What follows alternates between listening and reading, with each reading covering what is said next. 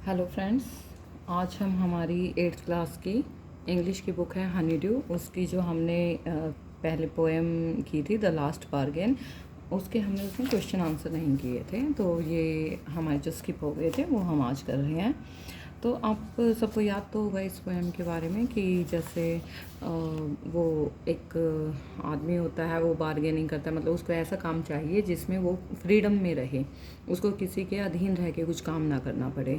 तो ऐसे ही वो कई जगह जाता है, लेकिन सभी उसको पैसे देने के लिए तैयार हैं, काफ़ी पैसे देने के लिए तैयार हो जाते हैं, लेकिन फिर भी उसको वो काम नहीं चाहिए। लास्ट में एक समुद्र के किनारे या नदी के किनारे आप कह सकते हो, तो वहाँ पे एक छोटा सा लड़का मिल रहा था, उसके साथ उसने काम करना इसलिए पसंद किया क्योंकि उसमें उसको फ्रीडम थी। तो अब हम इसके क्वेश्चन आंसर के बारे में हम पढ़ेंगे। Who is the speaker in the poem. Speaker, ये बात वैसे जो पोएम है वो लिखी थी रविंद्रनाथ टैगोर जी ने। तो यहाँ पे हमें बताना है कि इस पोएम में स्पीकर कौन है। वैसे देखा जाए तो रविंद्रनाथ टैगोर जी हैं, लेकिन इस पोएम के अंदर जिस आदमी के बारे में बात की उन्होंने, a man looking for his employer is the speaker.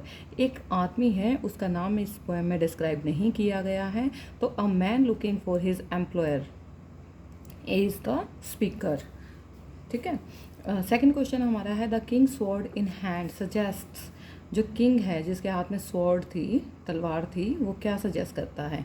Wealth, wealth, power, more power than wealth. तो उसके पास तो सबसे ज़्यादा पावर थी, तो उसने अपनी पावर उसको दिखाने की कोशिश की।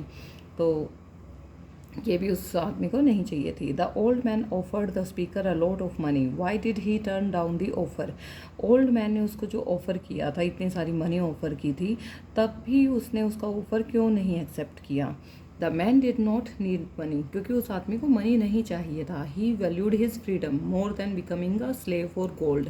वो उसको फ्रीडम चाहिए थी, उसकी लाइफ में फ्रीडम की ज़्यादा वैल्यू थी।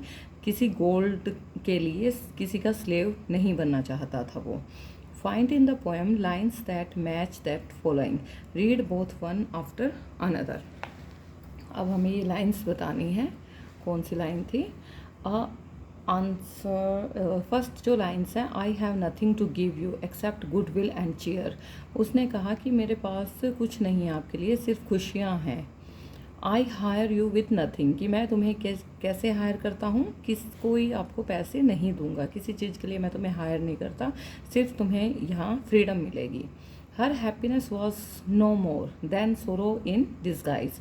उसकी जो हैप्पीनेस थी वो ज़्यादा नहीं थी, क्योंकि उसके पीछे सोरो छुपा हुआ था। Her happiness was no more than sorrow in disguise, क्योंकि उसकी हैप्पीनेस ज़्यादा दिन तक नहीं रही, उसके पीछे दुख जो है वो छिपा हुआ था। The Kings might, the Kings might was not worth much. जो किंग था उसके पास, उसने भी अपनी पावर उसको दिखाई, but his power counted for not, लेकिन उसने उसकी पावर का भी कोई मोल नहीं लगाया। How did the speaker feel after talking to the child on the beach. जब बीच में वो चाइल्ड ने उस बच्चे के साथ बात की, तब उस स्पीकर को कैसा फील हुआ? The speaker felt after meeting the child that he would get satisfaction, कि जब उसने उस बच्चे से बात की तो उसको सेटिस्फैक्शन मिली, जॉय एंड फ्रीडम, ये सारी चीज़ें उसको फील हुई कि इसके साथ काम करूँगा या इसके लिए काम करूँगा, इसके साथ काम करूँगा तो मुझे सेटिस्फैक्शन भी मिलेगी, जॉय भी मिलेगा और फ्रीडम भी मिलेगा। तो स्टूडेंट्स, सॉरी फ्रेंड्स, आज हमने अपनी हनी ड्यू क्लास 8th का जो फोर्थ पोएम थी हमारी द लास्ट बार्गेन, उसके क्वेश्चन आंसर भी हमारे कंप्लीट हो गए हैं। तो प्लीज़, अगर आपको अच्छे से समझ में आ रहे हैं, please like share and subscribe my channel. Thank you all.